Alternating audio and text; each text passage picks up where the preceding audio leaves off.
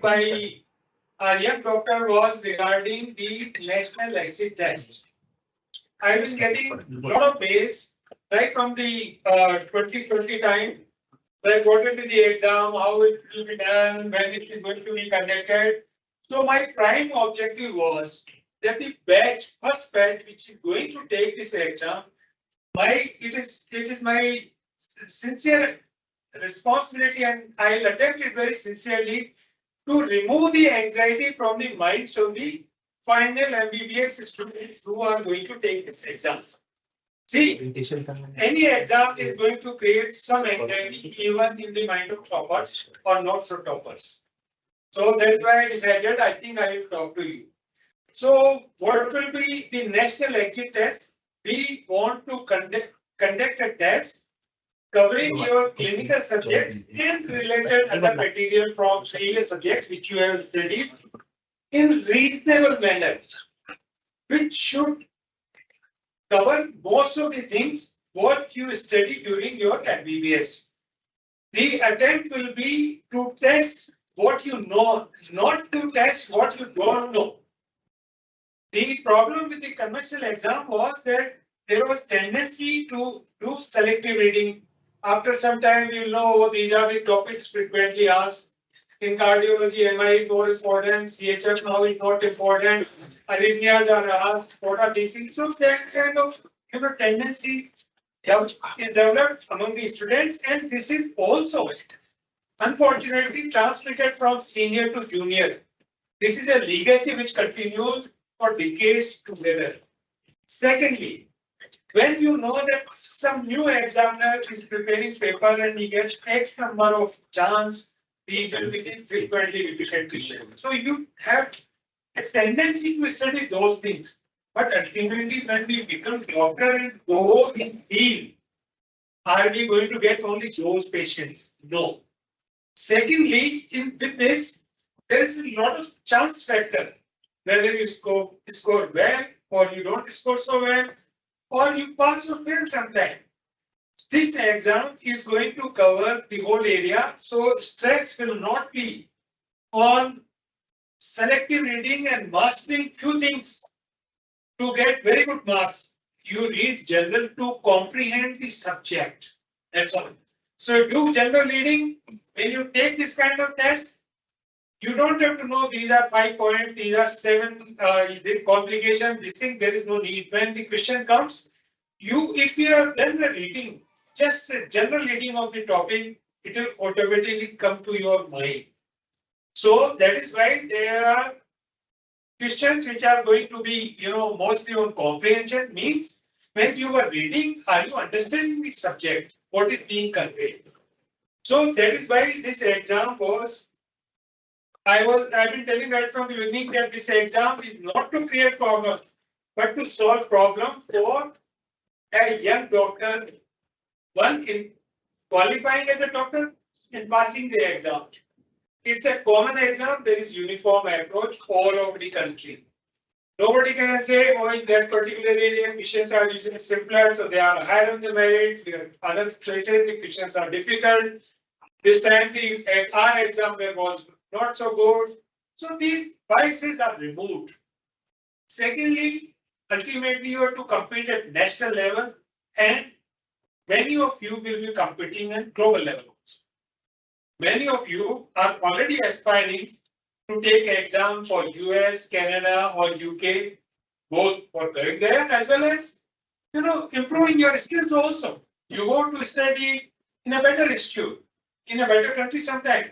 So we are preparing everybody for that also. Not by straining you, but making everything enjoyable for you. So right from the beginning, you are exposed to a system which you will realize, all of you, I am stressing all of you without exception, ultimately are going to realize this exam pattern is better than the other.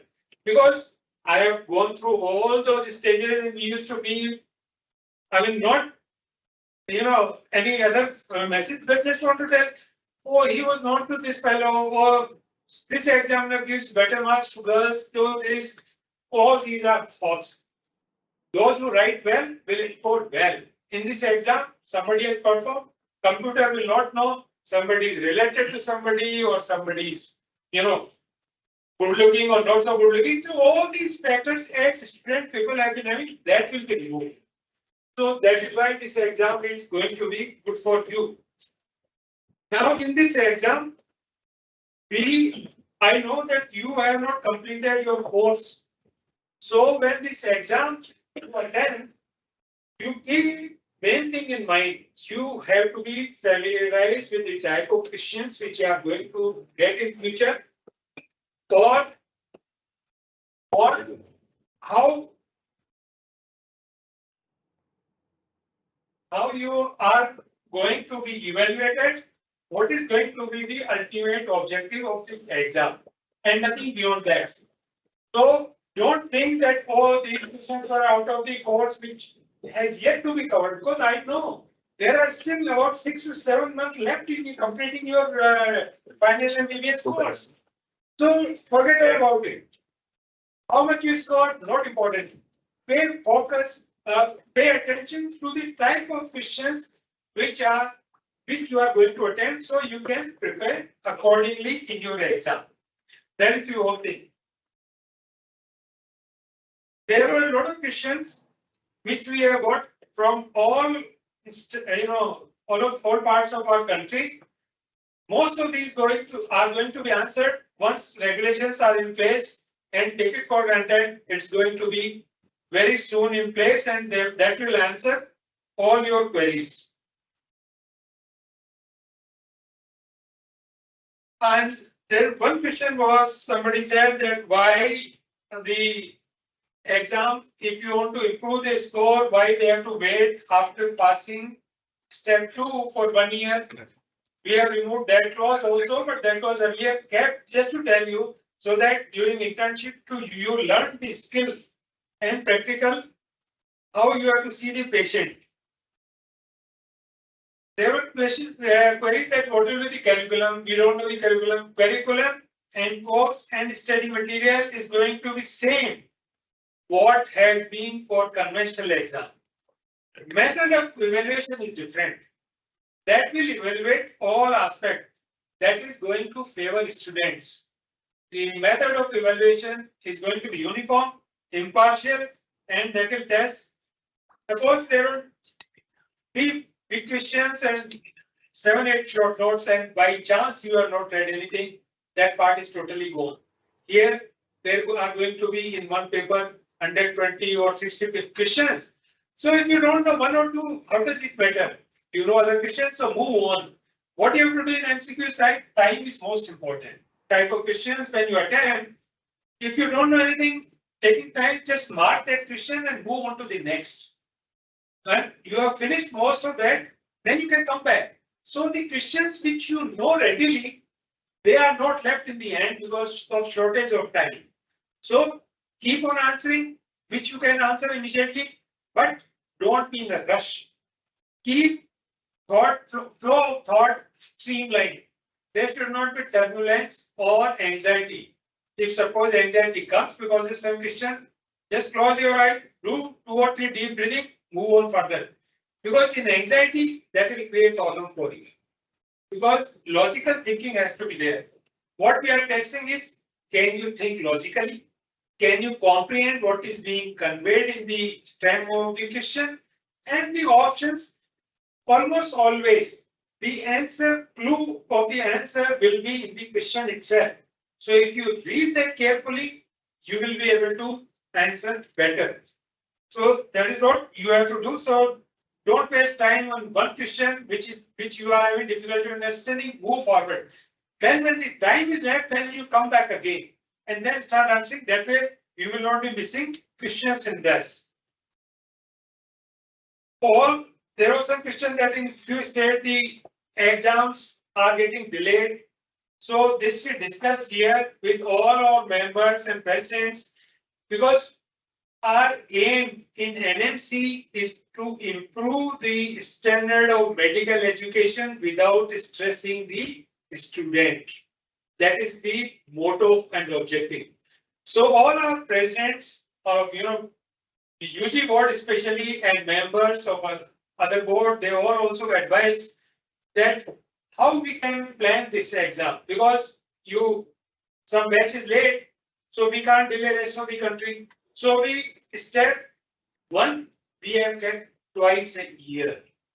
So if because of some regional circumstances, under control of the university or beyond control of our, with the natural circumstances, if something delays, that college will not be unduly delayed. Within 6 months, there is another exam. They will take it. Secondly, that is why I have removed the supplementary of step 1 also.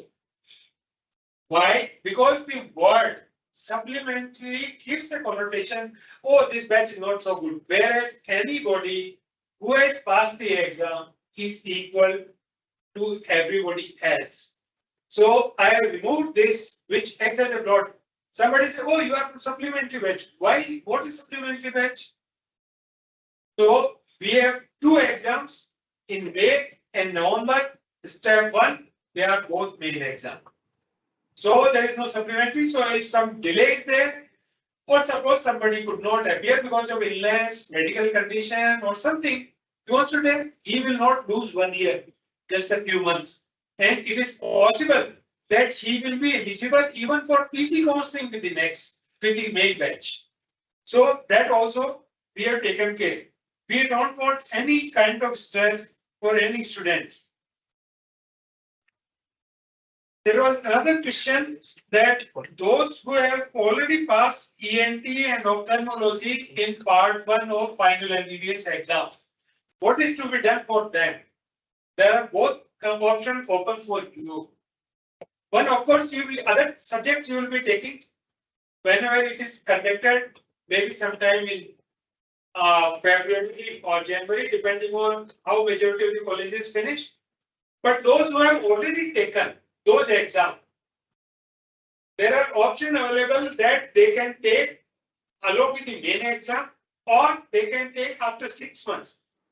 The marks will be added. But ideal will be for you, because I know that you don't have to spend much time. Just in the gap itself, you can flip through pages and knowledge doesn't die out. The practical knowledge which we are going to test, the same which you have studied for the first exam, you will see you will score better with the main exam also. This is question of only for this year. So we'll keep both the option open, and we'll come out with a solution which will suit you, not suit colleges or NMC. It suits candidates. We'll keep that in mind. So don't worry about that factor also. There were questions, what will happen to other old batches of MBBS student? Anyway, this address was going to be only for you, but if suppose it's there, other batches who have completed internship, they are taking FMG, NEET PG. Till your batch will be the first batch who will be getting PG based on next step 1 score and merit prepared by that. And that will happen once you have passed step 2. So there is time. So those batches can decide whether they are going to take NEET PG, which is going to be conducted in the interim, or they want to take the step 1 exam. So every year they are taking NEET PG. Whenever they take this PG entrance chance, they can take the next step 1 also. That will be permitting after once the next when the NEET PG start, anybody who wants to enter PG, he can take this exam. For 1 year, depending on how much is the gap, we can think of equivalence also, but that method should be perfectly normal. This anyhow doesn't concern you, so don't pay much attention to this. But I thought in the passing I'll mention, because many of your friends in hostel, they'll be waiting for you. What happened? Tell us also. Or many of you I know unofficially are already sitting among you. So we will do that.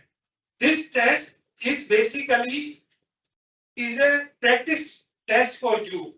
So that I told earlier also, don't focus how much you score. We will give you the score also. that you should use morale as a morale booster, not as depressor. Because this score has no value. I know in different colleges, what has the course been covered?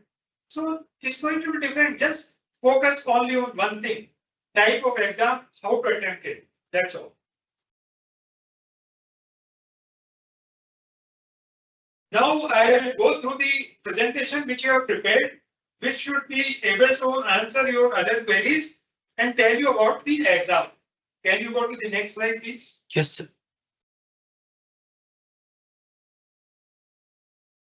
Font size for me, the screen is too small, so I'll be looking at the paper. It is going to be a comprehensive computer-based examination based on high-quality multiple choice question.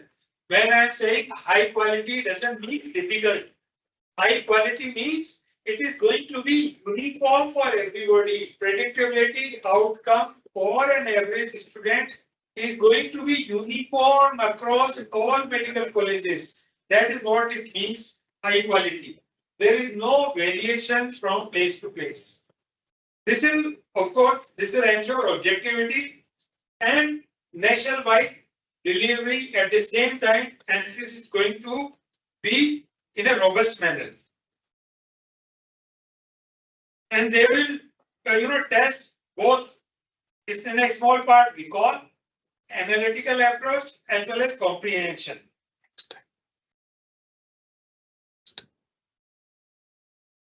Next. And in comprehension, you must have seen what is comprehension. You should be able to see what is being conveyed, and to be very precise, in a way to decode the stem of the question.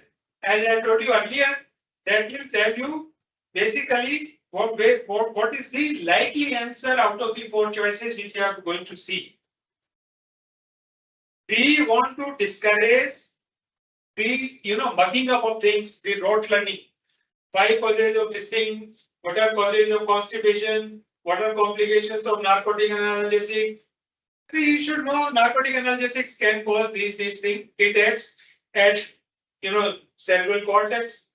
The cause effect of antihistamine is this, and brain effect is this. So it's going to be the complications also, depending on the dose at what level it is going to affect. So that kind of understanding, when you study, you develop, everything is going to be very easy for you. Now the problem solving and analytical problem solving, they can give a case scenario, a set of investigation, can you ask the diagnosis or give diagnosis, few laboratory tests and can ask you what next investigation you will ask for this patient. You might say, I'll ask for CT scan or something, or whatever. That it is going to be simple, very logical approach. Whatever you have been taught in your wards, most of the things will be from your clinical learning, practical learning. Then, of course, recall type.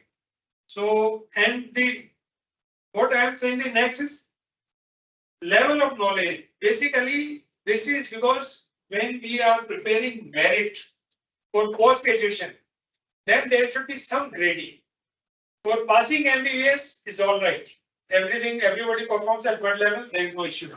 We have a doctor who should have minimum competence expected out of an Indian graduate who is going to treat our citizens. But when we prepare merit, then we have to have questions of different difficulty index. So must know are the questions which will be forming the main component of a doctor should know when he is going to be a doctor in community. So means you must know as a doctor these information. So that kind of question that will form out 60%. This will give you a fairly good chance of passing the exam if you know this one. Nice to know, slightly difficult, where you need to have analytical approach. You have to think little, in a direction. As a clinician, these are the things what I should do. There can be little confusion created. So in this, one stem can create little confusion, or the choices also can be little, the difference between 4 choices may not be very obvious. So that also can increase this. That will be about 30%. May know. to differentiate in top 10-15% of student, questions are going to be little difficult. That can be based on the recall phenomena or asking for some unusual situation, which we routinely don't encounter. The type 30% and 10% are basically to differentiate that thing in preparing the merit. Why this? Not because of anything that we want to create problem, but anyway, when somebody wants to go for higher study, he should prove his worth as compared to his other colleagues so that he gets subject of his choice. Many of you might prefer surgery as first choice, but there may be many people who may not like to become surgeon. Similarly, pediatric medicine or medicine, whatever subject. So to differentiate that only the better candidate gets the subject of his choice, that is why these two categories will be there. But to prove yourself in the field when you are treating patient in the community or in a hospital or in a medical college also, you have to be better to treat your patients better than an average doctor. So that is also another objective. So when you study, you can keep these things in mind. Next please. Can you change? Yeah. These are the subjects. Three major: surgery, medicine and allied, surgery and allied, and obstetrics gynecology. Now, many must be thinking, what are these allied subjects? Medicine and related, questions from cardiology, respiratory medicine, gastroenterology, as anyway you are reading. Plus, allied, maybe from your first and second prof, related subject, forensic medicine, community medicine, subject topics as related to medicine may be asked. Suppose they ask some viral pneumonia. What do you understand by? Is it a particular type pneumonia? Is it a nosocomial occurring in hospital setting? Or it's a community acquired pneumonia? That kind of questions may be asked. So it is going to be simple. Secondly, in FMT or anything, suppose somebody sustained a blood injury on the right side of the flank. Then and the patient comes initially with pain abdomen, but gradually he starts developing hypotension. What can be the type of injury? Now, if you have read and you know that a right side liver is there can be injury to liver. Lower down flank on the lateral side, kidney is there can be injury to kidney. If somebody has hit full stomach, there can be injury to stomach. You should know that. So that is what I mean by allied subject, related applied subject, as it applies to that. So community medicine, and you know that many clinical situations, they are heavily dependent on factors given in pathology, microbiology, and other things. But these things are going to be limited. We have kept 10%, maybe a little more, or as per your understanding of allied. But we will be keeping around that part. Number will be according to that. See the screen? Yeah, it has come back. So don't worry about that. Allied subjects also in surgery, like orthopedics can be there. Suppose somebody sustained a head injury, a blood injury, he had a fall, blood injury was there, patient walked in normally, nothing happened. But after a gap of few hours, patient went into a sudden drowsiness development, went into coma.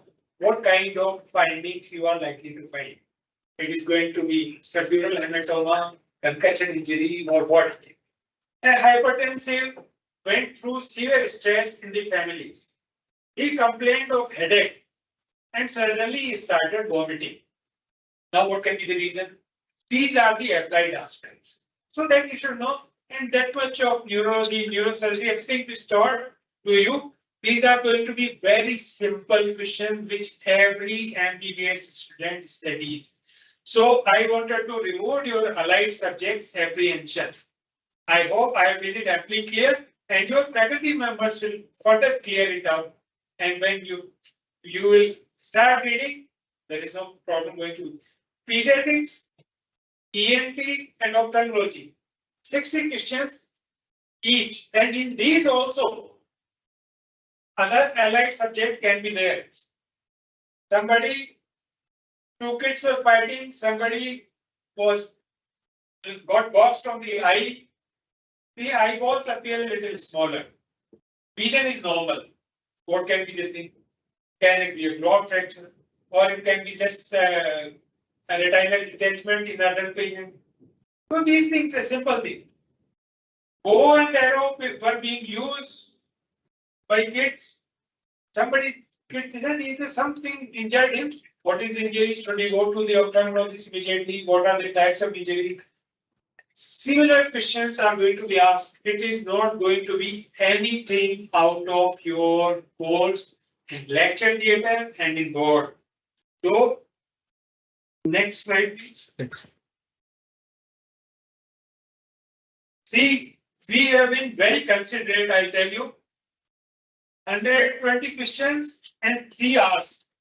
Those who have taken USMLE, their long questions are anywhere between 160 to 210 in 3 hours. But we don't want to create that kind of situation for you. Our idea is that you should feel comfortable. So we have kept only 120 questions for 3 hours. So practically you'll be getting 1.5 minutes. This is good enough. Average time. And that will be enough for you. Then 2 hours rest. So you go out, you have tea, coffee, or light meal, come back. In the afternoon, we have kept a smaller subject. And in pediatrics also, many things will come from medicine also.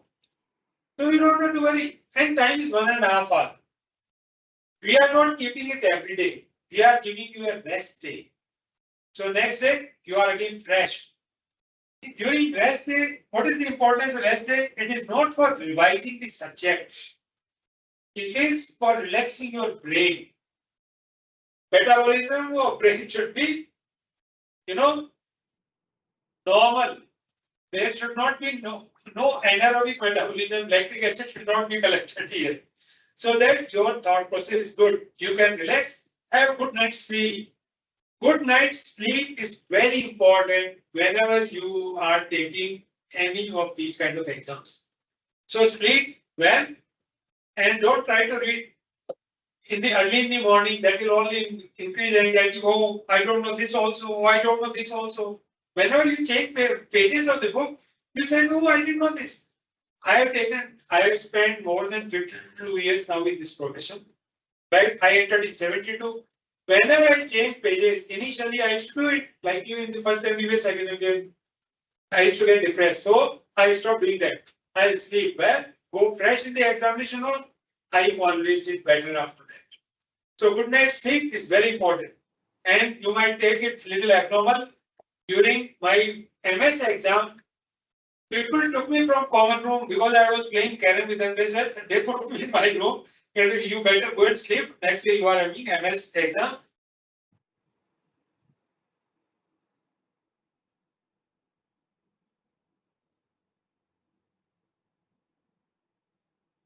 And that was in PGA. But still that approach I have seen everywhere. It helps. You may practice according to your personality. But in the morning, if you don't see books, that is going to be better for you. In the night, you can read for whatever you want to read, but sleep well. Sleep causes flow of signals, streamline way in the brain. Otherwise, there will be short circuit. And you know what short circuiting can cause. And obstetrics gynae, we have kept 3 hours, which I think is more than enough for you. So these are going to be the papers. You will have ample time to answer all those questions. Next, let us go to the next. I'll talk very briefly about step 2. Step 2, what has been seen that our best of our doctors who studied very well during 4.5 years course and who were selected in very good institute also, they cracked even AIMS and PGI exam. they were poor when they were attending patient bedside. And the single most factor was they were not actively participating in teaching program or training during their internship. Internship forms the base on which rest of our career will depend. Whatever we learn during our internship, it stays with us forever. Whatever procedure you have attempted during internship, when you join your house job, first year PG, you will ahead of others and this will give you such a moral boosting, positivity in your thought process that rest of 3 years for you during your post graduation will be enjoyable. Otherwise, you will always be tense.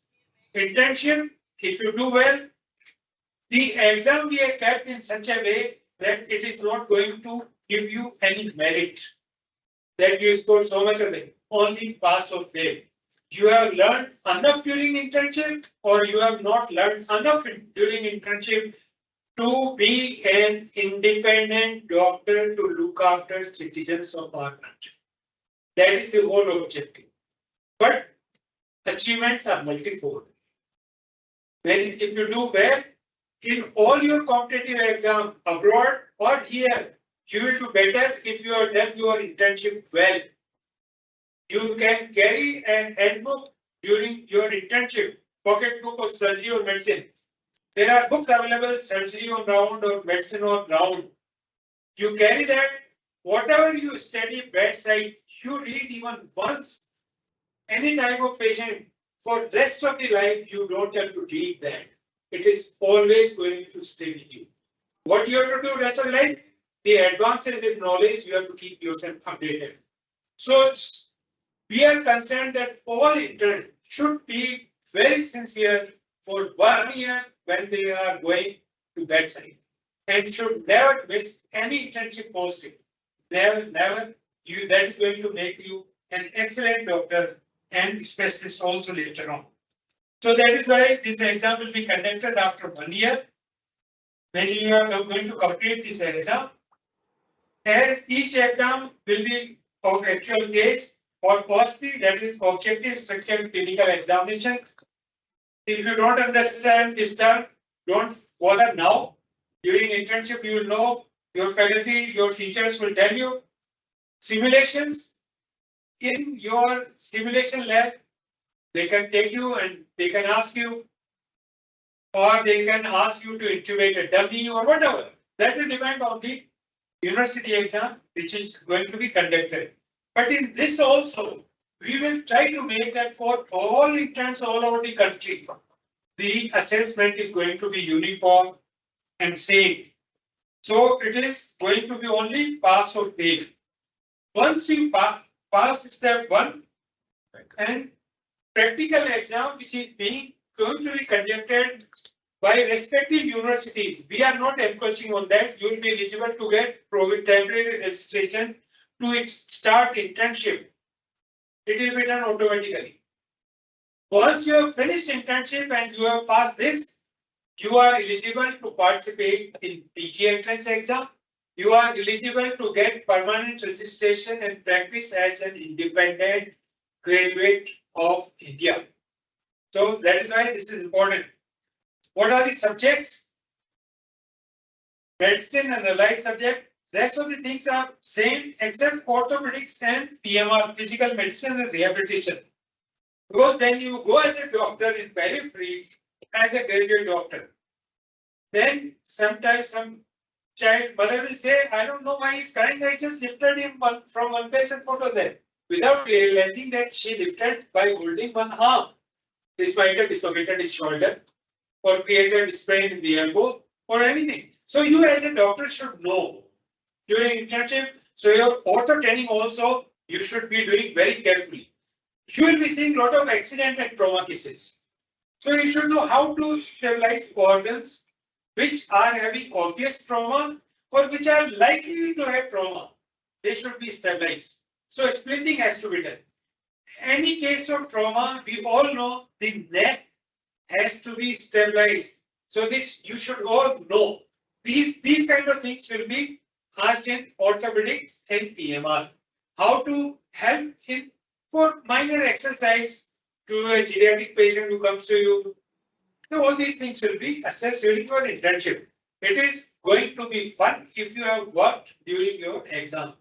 I don't think if you have been attending all your internship posting, anybody should fail after 1 year. I am so much sure if you are regular. Only those who have missed, they will have problem. Then only God can help such, because during rest of the life, what are they going to do? Patients will avoid coming to their clinic. So better be sincere during your internship also. The time schedule and modalities of next two exam will be decided and will be informed you well in time. So there's not an issue, and this exam is to be conducted before the counseling for PG starts. So this exam, step 1, suppose you are finishing in February. I'm just giving the example. Don't take it as it is. Then probably we might start January. For extent batch which are going to complete course on 31st December, step 1 will be conducted in November. Those who are going to complete on 30th June will be conducted in May and should be over by 2nd or 3rd week. Practical exams will be conducted in initial 2 weeks of the next month, that is June and December. So the result is out by end of 3rd week, definitely, so that participation in PGA exam can be there without any problem. Similarly, the internship also, in the last month of internship, step 2 exam will be taken.